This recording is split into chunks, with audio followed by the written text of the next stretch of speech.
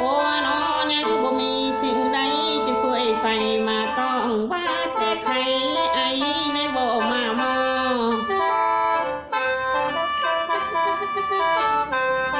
โอ้น้อทั้งลูกได้ดานทั้งพ่อได้แม่ลุงป้าดอกเอาอาคอยสุขอยู่มันสมันเหมือนมันเคือเก่า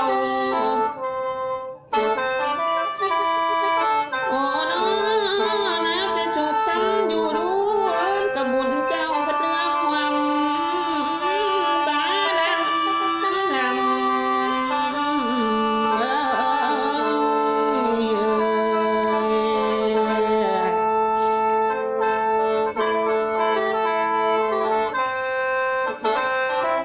โอ้น้อ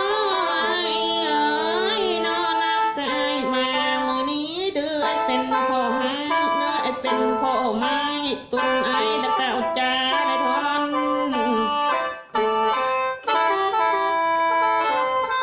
โอ้น้อ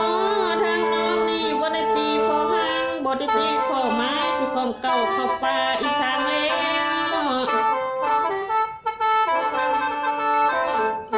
โอ้น้อน้องบ่ได้ตีไม่คานจะขาน้อยแล้วคานใหญ่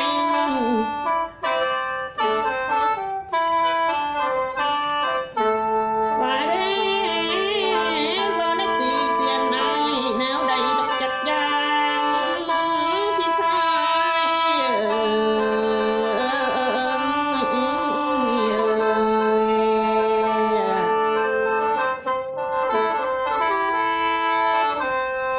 โอ้น้อนี่น้อพักให้อ้ายเนยมีทั้งมามือนี้ทั้งมีทั้งอัญญากวนบ้านกุนควรกุตุ้มไผโอ้น้อทั้งพ่อใหญ่จำเม็ดตุ้มตะเข้าชุมเจ้าผู้นั่งพัง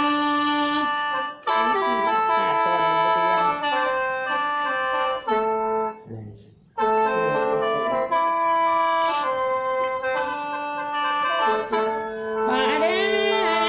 นะทั้งน้อทั้งภูมิผู้เฒ่าชุมเจ้าผู้นั่งพังเฮาเอ้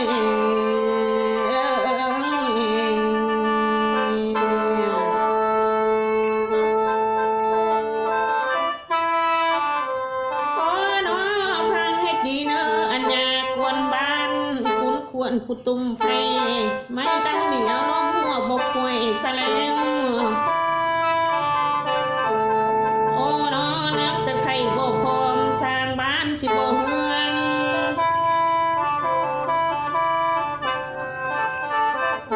โอ้น้อนี่เนาะปีนี้อ้ายได้เป็นนายบ้านปีหน้าอ้ายได้เป็นเจ้าเมือง โอ้น้อยศก็ให้เลื่อนเงินเดือนดอกให้เพิ่มเด้ออ้ายเด้อ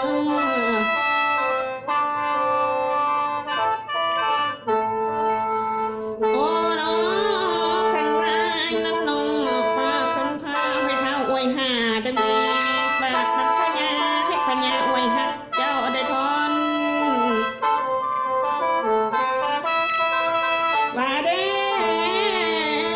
ยามอาญาโนอาปากตานให้คนยานผจญกูเนื้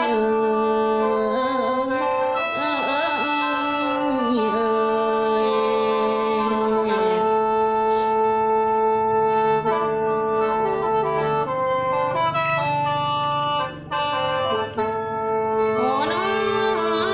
นี่แน่น้อ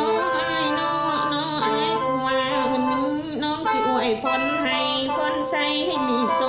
คโอ้น้อนับแต่แขกมายำเช้าพายเงินหมื่นมาแห่นายได้ทอนโอ้น้ออัญญาในบ้านเหนื่อยแขกมายำแดงให้พายเงินแสนมาตอน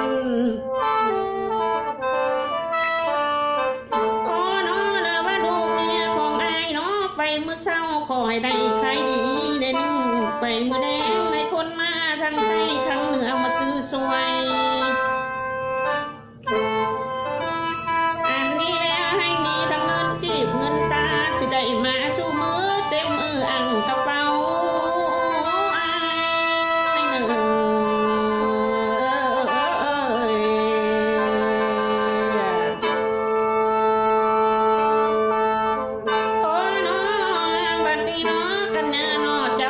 ทธากระดังเดียวกันเนาะพี่น้องโอ้น้องพี่ศรัทธาญาติสัมพี่น้องทั้งเหนือกับทางใต้ทั้งไกลก็มาช่วยพาน้องโอ้น้องทั้งเหนือทั้งใต้มากินทานนำเจ้าบางคนก็ถือขันดอกไม้กระเทียมธูปของหอมโอ้ยน้องมาแต่มาโยมมือนกสิกินทานนำเจ้าเจ้าภาพใหญ่ศรัทธาอันยามเจ้าทานไปเนาะคันมันบ่เงินหมื่นให้มาเกิดส่วนแน่นเพราะเจ้าหนึ่งโอ้ยน้องพอได้บ่เงินแสนให้มาเกิดส่วนอ้อยบ่เงินเล็กเงินน้อยก็มาเกิดในเฮือนโอ้น้องทันงาของทางเจ้ายาสุโบกเป็นหาดไปเนิดจากสุขาดเป็นห